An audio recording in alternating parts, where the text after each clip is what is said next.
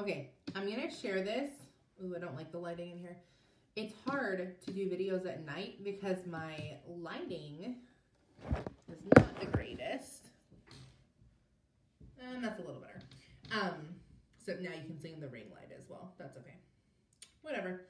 The lighting's much better during the day. So let me just throw this into my chat real quick.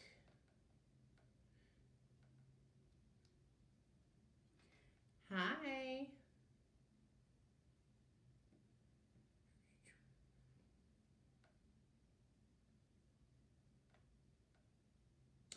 When you hop on, feel free to say hi. I'm just going to wait a couple of seconds for some people to hop on here.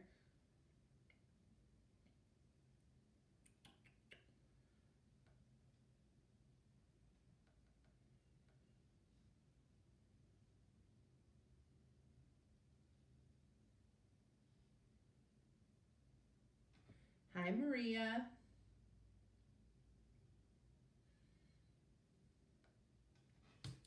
So those of y'all on my team that I just said I was going live in the leadership page. So April had asked us to all go live just sporadically in the leadership page.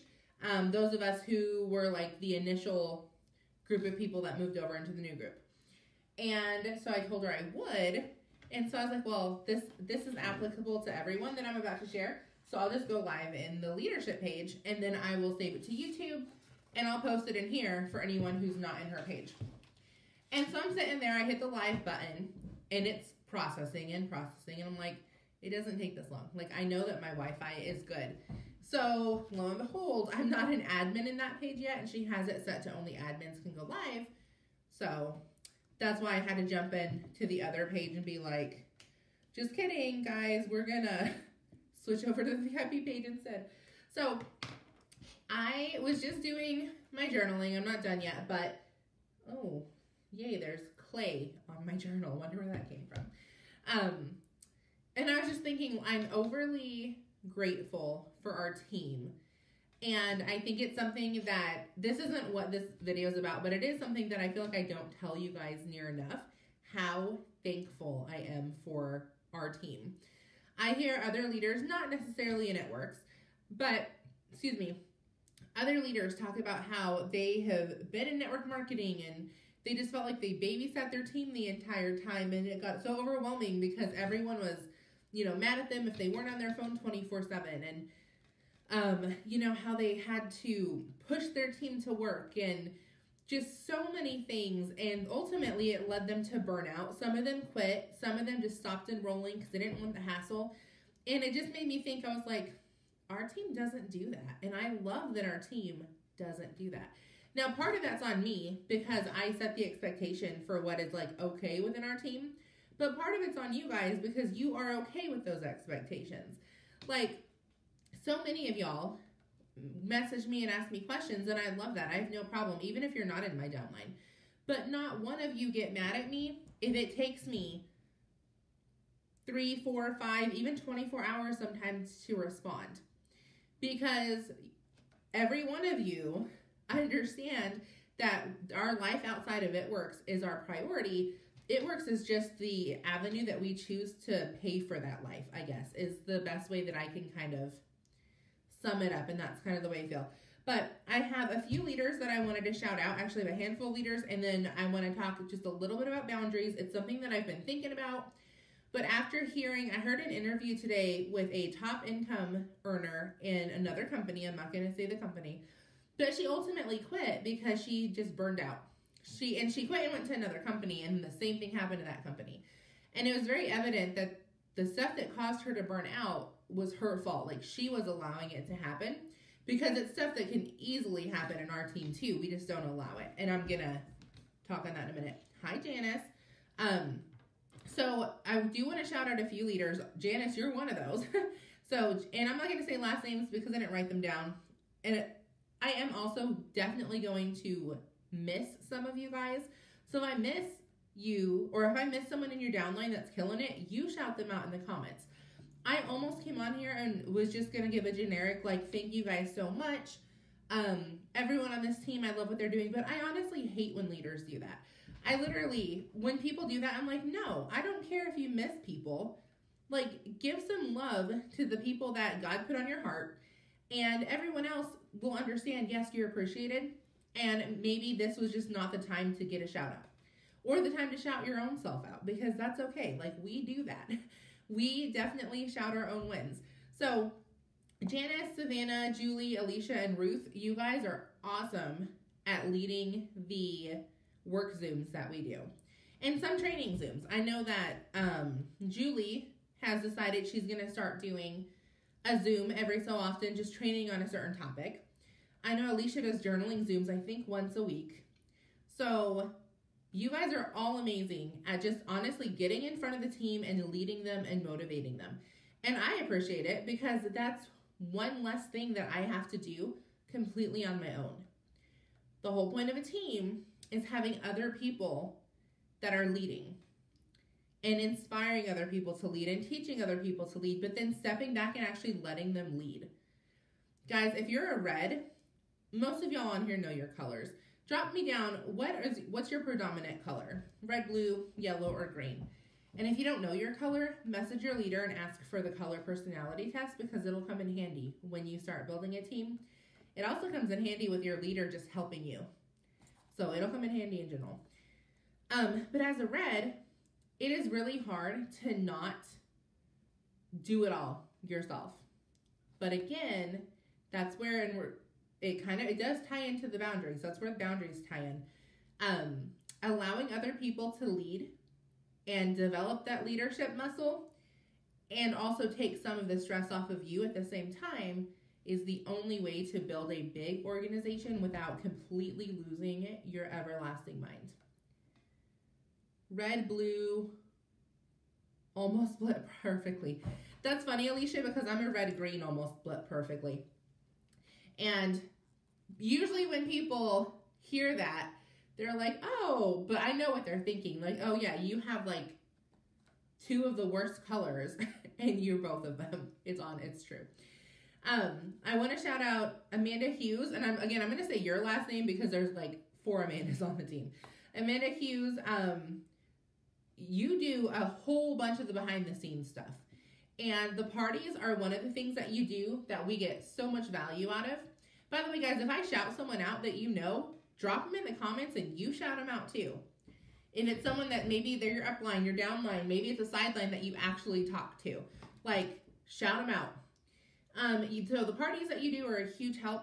And then you just took it upon yourself to type up the building block checklist, which, honest to goodness, I had on my list to do. I just hadn't had time to do it. So I literally was like, oh, heck yeah, check that off my list. Like, that was a huge blessing in disguise. And some of you guys have typing skills. If you ever want to create a format or a document or something that you're like, hey, I use this, this makes my job a lot easier, create it. Share it with the team. Like, I never, ever will care. I promise you. Even if it's not something I personally use. I've told y'all multiple times, I don't care if you do it a different way. If you're seeing results, now please don't share some new invention of the wheel in here if you're not using it and seeing results with it yet. Okay? Does that make sense? Like, we don't want to share things that are just new ideas that may or may not work. We don't want to confuse any newbies. But if you're doing it and you can confidently, one, explain how to do it, but you can like, hey, I'm getting these results. This is what I'm doing. Here's like the little checklist I use. Share it. I don't care. Anna Sellers is killing it. That's awesome. I know Anna is, so Anna has a unique story. I don't know all of her stories, so I won't tell it, but I do know she was with It Works before. She has a story kind of similar to Alicia. With It Works before, and just wasn't getting what she needed from her team. She quit. Long time later, she happened to join up under Alicia. And Alicia explained to her, like, hey, the team that you join will make or break you. And that's absolutely true in this business. Now, that's not saying if you don't have an upline, you can't succeed. If you're already in the business, make the most of it. Plug into a page like this that's one team, one mission, and get going. But we can confidently say when we're talking to newbies, like people who haven't joined yet, the team that you join will make or break you. I have a girl that didn't sign with me because her cousin signed up with someone else like 3 days before the girl had already given me all her information, was going to join. She messaged me and says, hey, I'm not going to join you. Can you delete my information? I'm going to join my cousin because she just joined. Not even a month in, she'd quit because she didn't like cold messaging everybody. And I didn't have time to take on and train her one-on-one because she wasn't in my downline. I can say 1,000% she would have made money and still be on the team if she would have joined with us instead of with them. That's not saying one, well, I guess it kind of is. I do believe one system is better than the other. But she joined with somebody who didn't really know what they were doing. And it showed because she posted black, green, and bling all over her page. She spammed everybody and their mom. And before you know it, she was done. So just a little tangent. I want to shout out Elizabeth, Ashley, Cheryl, and Kim, because you guys are always in the team chat and you're always answering questions. And actually, Amanda, you're in there answering questions too. I see Savannah, I see Janice, I see Julie. Actually, a lot of you guys are in there. But the 4 that I mentioned, I see in there quite a bit. And you have all been on the team for quite a while. I think every one of you have been on the team for over a year. And you're still answering questions and you're still helping new people. And you haven't forget where you started. So I think that's awesome. And again, it's a huge, huge help to everybody on the team. When we all come together and pull in the strengths that we have, because we all have different strengths, we also all lead a little bit differently, and we all have a little bit different views when it comes to life in general. So if we all add all of our strengths to the pot, we have a freaking awesome team. And then the last 3, these 3 people definitely answer in the chat, but they're very, very coachable. They're very enthusiastic. They have great attitudes. It doesn't matter if they come to me saying, hey, I haven't signed anybody in 3 weeks. I don't know why. It doesn't matter if they come to me and say, hey, I've been out of the business for a couple of months, just kind of laying low, but I'm ready to get back in. How do I become a better leader? Like, they take what I say and they actually apply it. And they keep a good attitude and they hop on the Zooms and they just do all the things that they need to do to succeed with this. So it really is just a matter of time before I see them diamond, double diamond, triple diamond, presidential diamond, ambassador, like going all the way up. And that is Tina, Billy, and Jocelyn. You guys are like freaking rock stars on this. So that all brings me to the central point of the video, which is, what do your boundaries look like? Because again, yes, everyone's doing a great job and I love it. And I don't usually do like the mushy gushy videos like this, but I am very, very thankful for our team. I honestly think we have one of the best teams in the entire company. And just again, I've seen the way that other teams work. I've seen teams kick people out of chats and team pages and stuff for not doing it like the leader tells them to do it. For having different ideas, for saying, hey, I want to go build this way and I really don't want to do cold messaging, or hey, I want a cold message. I don't really want to do host to post. And by the way, Billy tried that last month, I think. Ray talks about a cold messaging strategy that he uses. Billy wanted to go try it and go use it. I didn't tell him like, oh, well, that's stupid. You're not doing it my way. No, go try however you want to try. When the things open back up, which we don't know when that's going to be, I know a few of you are itching to be done with social media, or maybe like go back to doing what you were doing because you weren't doing social media. You want to go do expos and parties and that kind of stuff. And I'll be the first to tell you, I'm not the greatest one to train you on that because I don't do a lot of those. But I can point you to people who kill it and you can get training from them. So proud of you all. Sorry, y'all, I'm blind. So I'm like, yes, I think that's awesome. So, but I do want to come back to setting boundaries. So I love what I said earlier in this business. I think I'm going to make that my new motto. Like my focus is on my family and my life. It Works is just the vehicle I use to pay for everything that we do. It Works is not my life. I will never be an It Works spokesperson. You can tell that by my page. It Works is not my passion. It Works is not my brand. And I'm not saying I don't like the products. I'm saying in general, like the one brand, It Works Global, that's not my passion. My passion is helping other ordinary moms. And you can fall under that umbrella if you're not a mom, but that is kind of my niche, so to speak. Ordinary moms, specifically homeschool moms, use social social media in order to pay for whatever they want to do for their kids and their family without it consuming their lives. And that is something like you have to get so pointed with the type of people that you're looking to help. And if you're on, well, as you're watching this, live or replay, I don't care which one, drop down. What's your demographic? Like, who are you looking to help? And by the way, it doesn't have to be moms. It doesn't have to be parents. It doesn't have to be men. It doesn't have to be women. Like, who are you looking to help? What is your target demographic of people that you consistently post for and you are attracting to you? Mine is honestly homeschool moms that are already killing it. I'm not looking for the homeschool mom that's stressed out and can't figure out how to, you know, keep her schedule together as it is. I'm looking for that mom who is like, hey, I'm living for Jesus. I'm doing the very best that I can. I know that I'm giving it 100%. Like, I'm not cutting short any corners. And I want to just make some extra money, whether that is to do more fun things. Maybe it's to get better curriculum, because God knows curriculum is freaking expensive. I was just looking at our 2nd grade curriculum, because I probably will be ordering that in May or June. And I'm like, thank Jesus for it works, because holy crap. Maybe you just want to have more money for you, because again, as a homeschool mom, we give a lot to our dang families and we wouldn't change it, but we also would like to treat ourselves. I just talked on my stories how I dye my hair every 8 weeks or so. Y'all, when I go to get this dyed and cut, it is with the tip included. I typically give her $250. That's a lot of money. Let me tell you, before it works, I did not do that because my husband would be like, yeah, that's not a chance in heck are we doing this.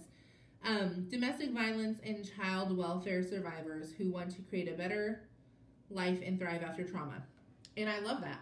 If y'all are on my Instagram, go watch the reel I put up yesterday. I rarely talk about being a survivor, but I happened to put it in there yesterday because it was something I felt like God wanted me to share.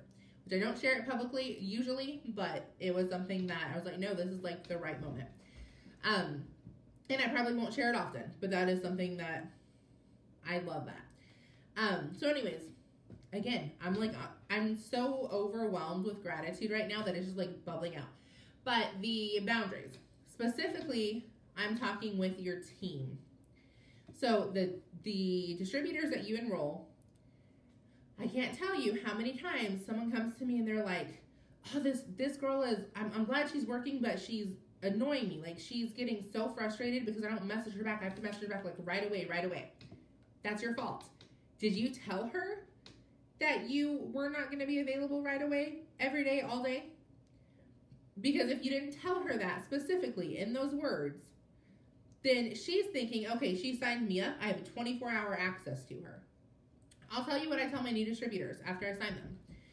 And I tell them, I say, hey, I will answer any questions you have. You can text me 2 o'clock in the morning. It won't bother me. My phone's on airplane mode unless I'm sitting down to work. So one, I already put in their mind that I put this as an actual schedule. I clock in and I clock out of this job just like I would any other job. This is not a 24-hour job. This is something you set the time that you clock in and you clock out. I don't carry my phone around the house with me in case it dings. I have all my notifications turned off. Let's see. I can tell you just by opening up my messenger. Yeah, I have over 50 unread messages right now. Don't care. My priority is not my messenger. My priority is not my Facebook. But you do have to make it a priority in certain times. And that's why I tell y'all about the mock scheduling system that I created. That's why I tell y'all about the building blocks. Set a priority, set times to do it, and then shut your phone off.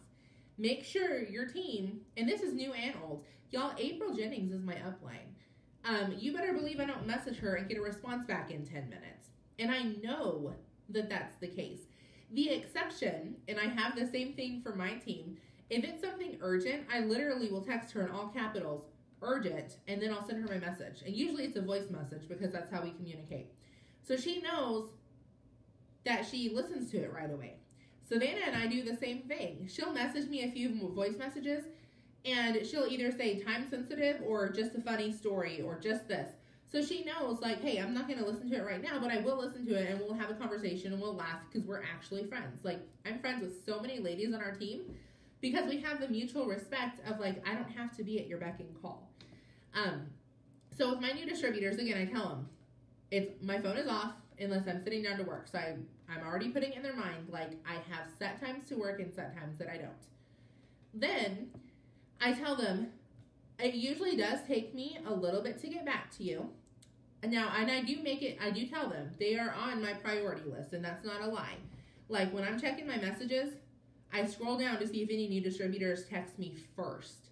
Those are the people that I'm getting back to first because they did just trust me to enroll their business. I'm also checking my leaders to see if there's anything that's labeled urgent. Usually there's not. There's really not a wrap emergency 99.9% of the time. There's a couple people that label everything urgent. So guess what? I never check their messages first unless I'm sitting down and have time to message. And usually the urgent is them asking me a question they could go find on their eSuite. So, and I've told them that too. I'm like, hey, that's not urgent. That's a question that by the time I get to it, you've already answered it yourself. Urgent would be, trying to think, because Savannah's really the only one that typically will message me urgent. Because usually anyone else that has a question, they put it in the chat, and she's one of the ones that answers them. So she uses me like I use April if it's something that no one else on the team would know. Oh, I can't even think. But anyways, it's something that like is legit. No one else could answer for you. You couldn't find it on your own. Oh, I will tell you. So she had a customer that had like burnt coffee or something. I don't know exactly what it was. I don't think she knows exactly what it was. But she sent me a voice message explaining it. April helped us fix it. It didn't come out to a great experience for the customer, but we did the best that we could. But it was something that was time sensitive, and it wasn't something she was going to put in the chat because none of y'all would have any answers for her other than put in a support ticket, which was she'd already done. So we needed April for that. You guys understand though, like that's an actual emergency. So I tell my new distributors, and then that carries over into old distributors. You guys all know. How many of y'all have messaged me and you've had to wait an hour or so to get an answer back? None of y'all have got mad at me. That's why we have the team chat. The team chat is where you need to ask the question before you ask me and see if someone else has the answer. And then also on the flip side, anyone who I didn't sign up, same thing, you're using the team chat because I may be there to answer you and Alicia is doing something else and is busy. Or Amanda is homeschooling her kids, so she's not able to answer right now. Or maybe your upline is Savannah, and she is having a date night with Eric. Like, we use the chat to be able to help each other's teams as well, not just our own, which is just a tool that helps us as leaders to be able to serve you the very best that we can without being on our phones 24/7. So there's lots of systems that are already set up for you guys. If you're not in my downline, set some systems to help you set some boundaries if you feel like you are constantly at somebody's beck and call. So I feel like this video was kind of all over the place, and I do apologize for that. It wasn't as like neat and laid out as I normally like to teach a topic, but I just want to get it in y'all's head that you don't need to be on your phone 24/7, and I can't say that enough. Like, I feel like a broken record. But get to the point where you are clocking in and clocking out, where you feel confident that if you are gone off of your phone for 4, 5, 6 hours and you come back, you're not losing a customer or losing a distributor. Guys, you can't lose what you don't have. If they're interested 5 hours ago and now they're like, oh, no, changed my mind, you took too long, and they're going to be a distributor, you don't want that on your team anyways because they're going to be up your butt all the time if you don't answer them right away. If it's a customer that changed their mind in 5 hours, they didn't change their mind. They were never going to order in the first place. I had one like that last night. I went to bed. She was taking way too long. This morning, I went to get her info. Oh, I'll have to wait. I said, oh, is it just the money or something else? Oh, it's just the money. I don't have the $36. It's funny because you told me you had it last night. That tells me you didn't really have it. Like, no emergency happened overnight, or you would be telling me about it because that's what people do. I never had her. So had I waited up till 9, 10 o'clock in the morning for her to tell me that, oh, because that's what it was. When I woke up, she had texted me at like 1 in the morning saying, oh, I'm sorry, I'm going to have to wait. So I was just waiting on her info to put her order in. That was it.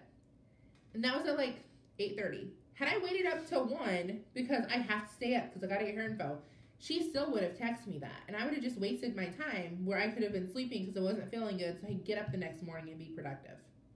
So, I'm going to let y'all go. We have church in like 45 minutes. And I'm going to finish journaling and probably go make a sandwich. So, I will talk to you guys later.